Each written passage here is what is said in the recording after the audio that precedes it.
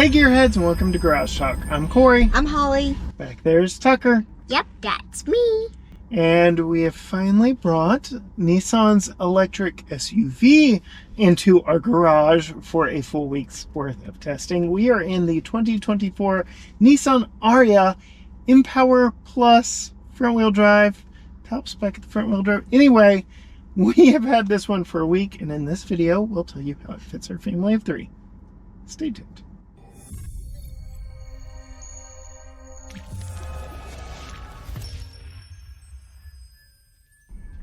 Alright, Holly, we have had this Nissan Ariya for a week now. We've been living with it, running errands, living life with it, but we'll stick to our normal formula, talk outside, inside, then we'll get into driving impressions.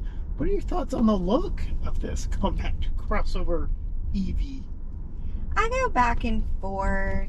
I like it from the side, but I feel like the front black, not grill, looks like it's trying to be a grill. Okay. But too big. It's too big. It's too much black up front for me. Okay. The way it's designed up there, it's too much black. Interesting. Right. You like it. I applaud them for sticking with a more traditional design in doing a not grill versus something like the Kia EV9 that we've driven, which just had the like body colored front face, and even the direct competitor from Tesla for this, the Tesla Model Y, although direct competitor, it's like all body color up front. I don't know, 6'1", half a like it better if it was just a little bit more interesting appeal. I don't know if that makes sense. Because it's just black. I mean, it does have a little dip. You have to look very closely. Well, I know it's got the check on it. This pattern that is all throughout the vehicle is hidden in there, and it fades to nothingness in the middle. So you like the profile. Mm-hmm. Fronts, yeah. What about the rear? Eh. Okay. I like the profile. Okay. I like the color. What? I like that the roof is a different color than the body. That's fine. All right. Moving. And it's also, I have come to know, not common on all cars, because that is how I was able to pick this car out in the parking lot. Yeah, I'm like, oh, that's it. Because it's got the black roof and the interesting blue siding, and not many cars do that. No. I mean, even look at that vehicle, that one. Yeah. The whole black roof thing is a newer trend, but yes. I did try to get in the wrong car one day. Well, we had this one? Yeah. Oh, okay. Yeah, it was this one. It was the same color, but it did not have a black roof, and that's how I knew it was not the right car. Interesting. All right, so moving inside, what are your thoughts on here? This is a new design direction for the brand. It is a new design direction. Uh-oh. I go back and forth. I really like the cream. Mm-hmm. And I think it's a good mix of cream and like the black. It's a soft black. Not a sea of black. I like the rose gold, of course. I knew you would. Those are really cool. The part that I'm not sure I love is the faux wood. Faux wood, and everything's into the faux wood portion. I'm not sure I like that. Yeah, they're trying to reconnect us with nature. And I don't like the volume button being as far away as it is. Okay. I wish it was closer. Yeah. Mazda-esque. Put it down here. Or over here or something. But that's too far. Okay. But you like the general design, but maybe some execution. I do kind of like, yeah. I like the general design, yes, but maybe the execution. I do like the simplicity of what they're trying to do right here, and not make it button overload. I just don't know. My least favorite thing is, what temperature are we at right now? I don't know. Yeah, you have to go like to this screen or the dedicated home screen. Well, if you press it, it'll get it. Up. Yes, but it doesn't last. But if you leave it on CarPlay, which we generally do, it's not there. Oh no. Well, and which is you don't really have to press these buttons for them to do things. Press them a little bit. No, you don't, because my mom got in here and went, oh, I like this, and turned on every button. Okay. So you don't. You do get a little haptic feedback when you push on these, and But you don't have to press them very hard. interesting. You just have to run your hand across it. Okay, we've got This more one, down here. but then that's the thing. It's not consistent. This one you have to like press Mhm. harder. But this one you don't have to press harder. So then I'm like, why is this not working? I'm pressing it the same as I'm pressing here. It's not working. Interesting. But yes, it's all very, very much faux Maybe I'm wood. just being grumpy. Could be, but my synopsis, I have a full review on this myself. This is a 9/10 good car, and that last tenth is a bunch of small nits I like to pick, but you put them all together and it's just so we'll keep going through some here. Center console, it moves. You moved it during our intro. Yeah. It's power I do movable. like that. The Hyundai Ioniq 5, which is a competitor of this, has a manually movable one, but it's nice. You can get it where you want it. But you know what's kind of awkward about it to me? What? This is different sizes. You're lopsided here if you're putting your arms. Well, you're not supposed to be driving like this. Well, I'm not driving at all, and it's a problem. I'm lopsided, so I don't know. I think I usually sit lopsided anyway. So, but Not a problem. this is higher. If you're wondering, this is higher. And then you've got just Qi wireless charger under here. No, you can put like a little travel pack of Kleenex. And to Tucker's point earlier before we were recording, what's this back here? A flower. There's another one. Do you know where it is? Why do they hide it? Oh, looky there. Some hidden storage under the dash with a little tray for setting stuff. And yes, there's our hidden Or, of course, you could also use that tray as a snack table. You could use it as a snack table. Yeah. And it is felt lined in here. So anything you put in there is not going to... Including a cell phone? Including a cell phone. Although, can you see it in there? No, it like disappears. I It's know. a You're nothing. going to lose it. I put my wallet in there earlier and couldn't tell. Yeah. So I mean, you just got to stick your hand in there and find out what's in there, I guess. Could be dangerous. And you've got a couple cup holders right here. Which I put a can in here, a normal size 12-ounce can, and it's a square hole. Hold very well. It's a square hole with a round can. No, It's odd. Yeah, this doesn't really even. No, it doesn't. No. You know what's also a 9/10? What were you calling it? 9/10 good car. Is the head-up display? It's Yeah, over here. it's all- Can you change it? Shifted over to the right side. It's over here. Yeah, it's. Why? I was even using Apple CarPlay Maps earlier, thinking that would fill up the rest of it. It didn't. So weird. It is very weird. Yes. But we have two 12.3-inch screens here that show all the fingerprints. Every one the of them. fingerprints.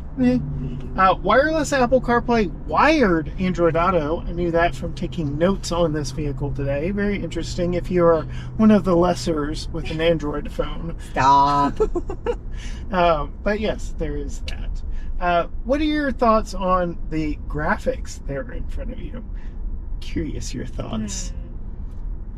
To me, it makes it feel older. It feels very like early 2000s. I don't know. It doesn't feel modern to me. I don't know. I don't know about that. Okay. Could just be me. It's just you. Okay.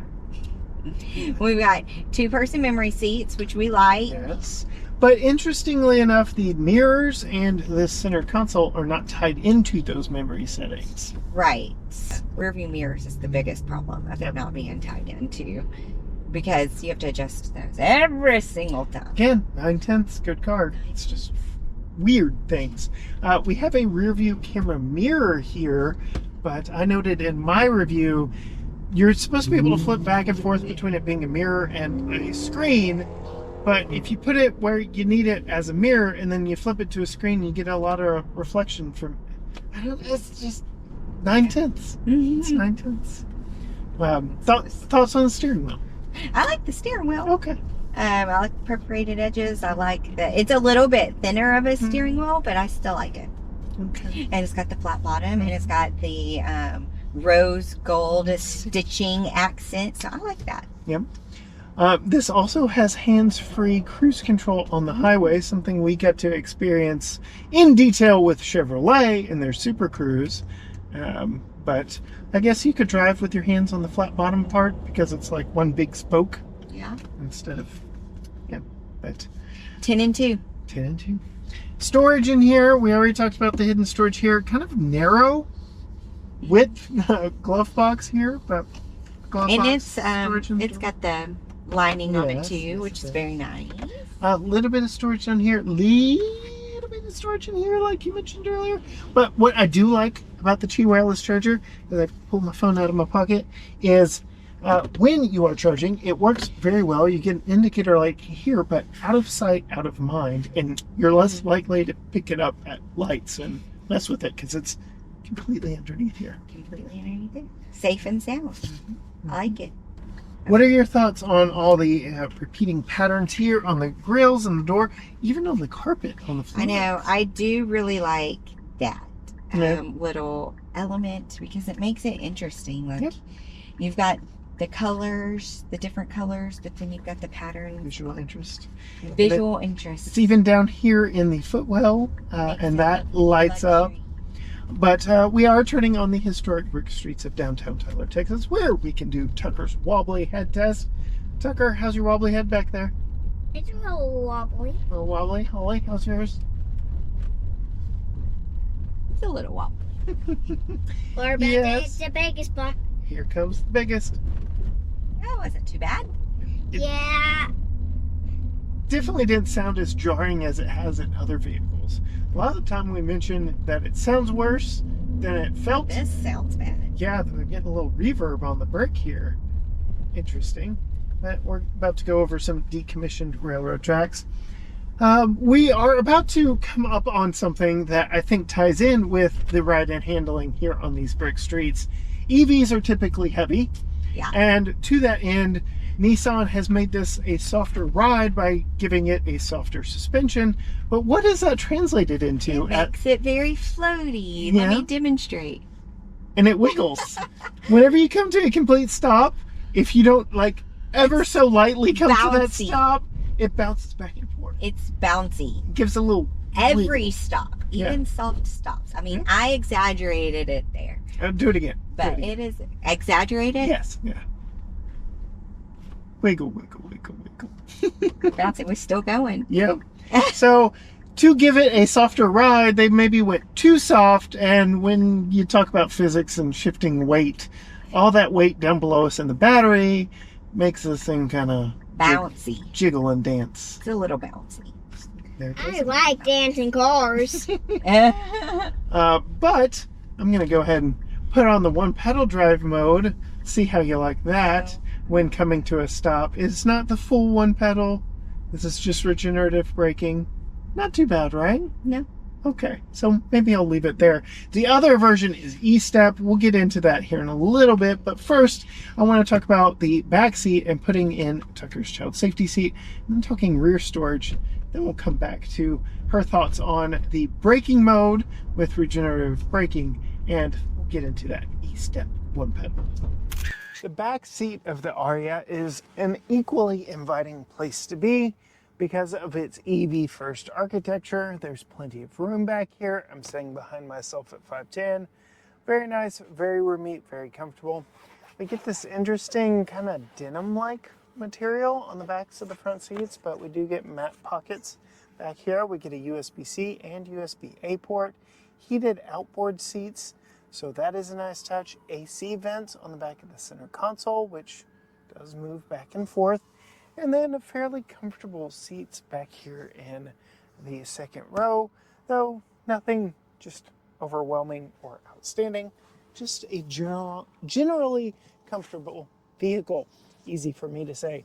I will say before I bring in Tucker's child safety seat, we do have lower latch points that are very well exposed, and we even get a center single latch point, but we had to borrow from the driver's side if we want to put a child seat there in the middle. These seats don't recline much, but they do recline just a little in between fully upright and just a little bit laid back. They are also 60/40 split, so you can add stuff to the back that maybe extends a little bit longer. So I do like that. It is a nice flat load floor when you do fold those down. All that to say, lots of room here inside the Ariya. Bringing in Tucker's child safety seat, first and foremost, I want to show you just how much room is in this platform. I don't really need to move this front seat forward from where I've been riding. Still plenty of room, even in its rearward facing format. This is the same Graco Extend-to-Fit car seat he rode in when he was rearward facing. So again, very impressive overall interior dimensions. There have been some 3-row SUVs that I've had to move the front seat forward to. So that is a very nice welcome addition here in this compact Ariya crossover. Dropping the top tether back behind, lifting the flap up to get the lower latches in place is all fairly simple, standard fare stuff. And the height of the vehicle does mean that installing this and snugging it down is fairly easy. I'm not hunching down to do it. It's at just the right height. And you see it's nice and snug here. Now, these seats don't slide or anything like that, so I will have to go around to the back to put that top tether in. As we come back to the back of the Ariya, you can see we get LED lights all the way across.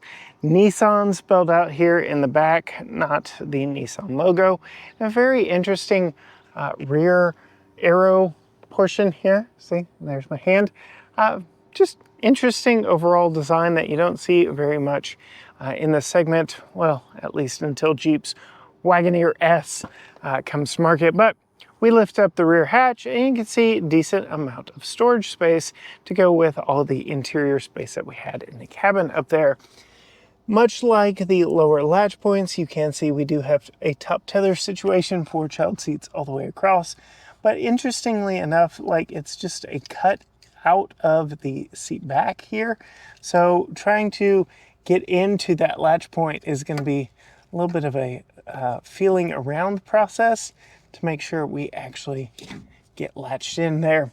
And we also have this hard parcel shelf in place here, which does make tightening that down just a little bit more difficult. I'm going to go ahead and drop this down. I am going to tighten this down two-handed when I put the camera down, but you can see we are going to be causing a little bit of squish to the seating material when I really do get that snug and in place. So that is something to consider if you are planning to keep a child seat in the back of an Ariya long term. I do like this rear parcel shelf. It keeps prying eyes from seeing what is underneath it.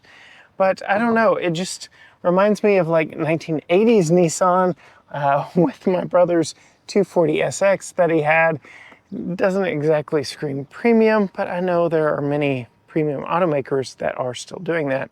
Very unique storage situation down here in that we've got a few different little panels that you can store upright in many different ways. So you can access multiple different compartments. It's not just one big piece. It's not like a folding piece. So if I wanted to take this out per se, I could, or if I wanted to store it upright right here, I know the charge cable is kind of in the way, but now I've got a divided section. Really like that, really adds to the functionality back here in the back. I can also take it out completely and have a taller load-in area back here in the back as well. You can see we also have storage bins on the side here for things, smaller things that won't necessarily rattle around, move around.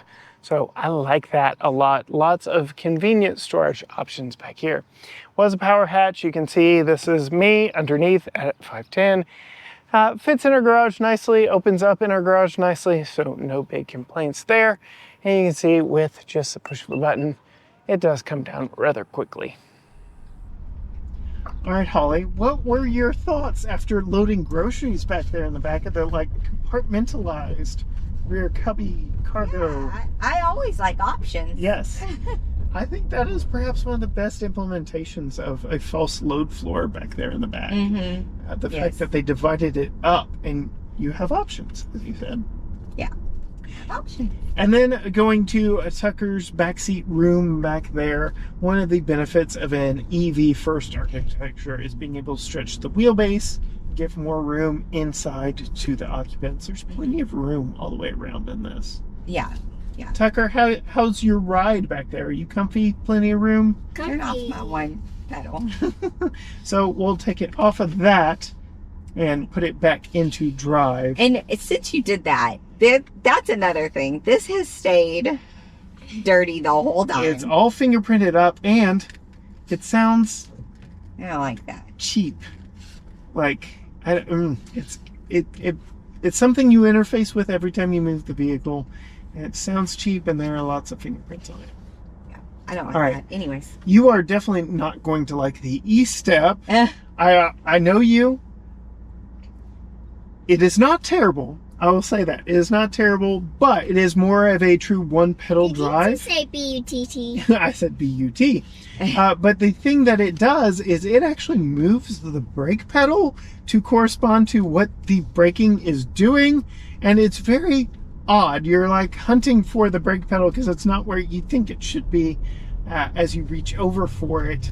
Because, so we're going to turn that. I like that. No, I knew she would. Rear-ended. I knew she would. Why is that a thing? It ups the regenerative braking, helps extend how many miles you get out of a single charge. You get rear-ended is what it's going to do. If you get used to it, but we've already covered. She's not big into regenerative braking, so. To be fair, if I had a car that had one pedal driving or regenerative braking and I drove it every day, I would probably get more used to it than I am. But the way I drive is I like to coast. I like to push just enough gas to get me where I'm going. I'm a very efficient driver. But you can't do that with one pedal because as soon as you take your foot off, you don't coast. It stops immediately, and that's annoying. Yeah. To that end, I see we've driven this one 214.3 miles. We're averaging 2.7 miles per kilowatt, which is a little bit lower than the EPA's estimated 2.9-ish. So it's efficient-ish. 289 miles of range on this one on a full charge. We're at 76% right now with 200 miles to go, if you're interested in all that. But as I did mention earlier, we are in the front wheel drive version. This is the top trim, Empower Plus. You can get a platinum trim with all-wheel drive that gives you more luxuries inside, like heated and ventilated seats versus our heated only. I would have memory seat setting too if we had the platinum. So, any other There's thoughts? fingerprints on this Yeah, too. there are fingerprints everywhere. The wood. Any other thoughts before I pull out the window sticker when we talk price? No, we didn't, other than the bouncy, we didn't really talk about drivability. That's true. And visibility and such. And visibility, which is okay. The visibility, the biggest problem I've had with it is the pillars on the side at the back make it hard to see out the back. You just do the camera. No, you can't see your sides. Okay. You can't, there's like, a huge pillar back on the back sides, Yep. which you have your other mirrors for. The 360 cameras work really well. There's not an easy way to pull them up if they're not up, is there? Oh, right there. There's an easy way to pull them up. Camera button right there. It says camera. So anyways, those work well enough. And I have enjoyed driving it once it's going. Yeah. It's just as long as it's going, it's just the bouncy when it stops. I don't love that. Yeah. I don't love it. 9/10. Like, just don't stop it or come to a abrupt stop in any way, shape, or form, and you should be good. And you should be fine. Yeah, constant motion.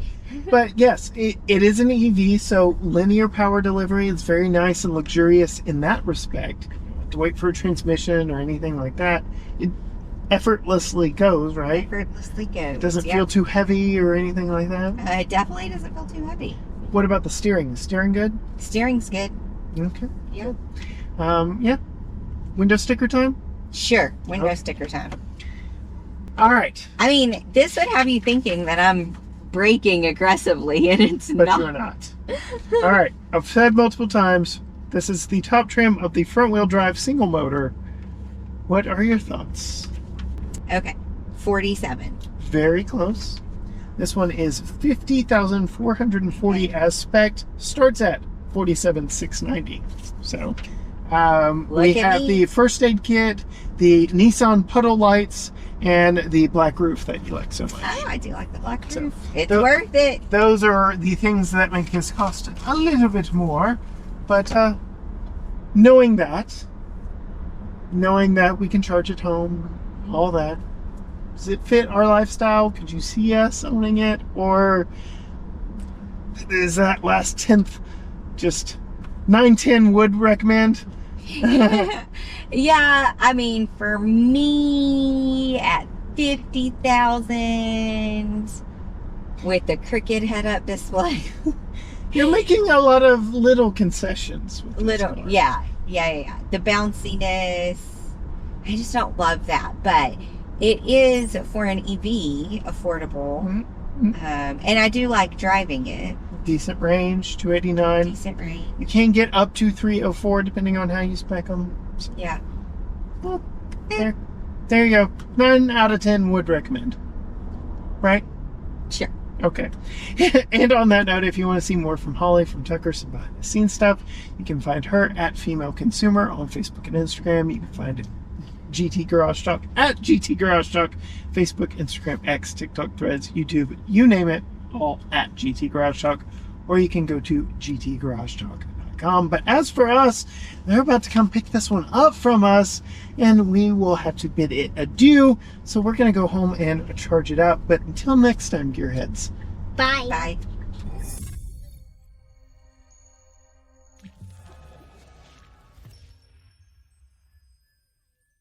Hey, when Mama's driving, it's always sport mode. No, now it's really smart. Well, we're now about to go through a school zone, so. Boo. Boo. Really? Boo. You just got booed from the back seat.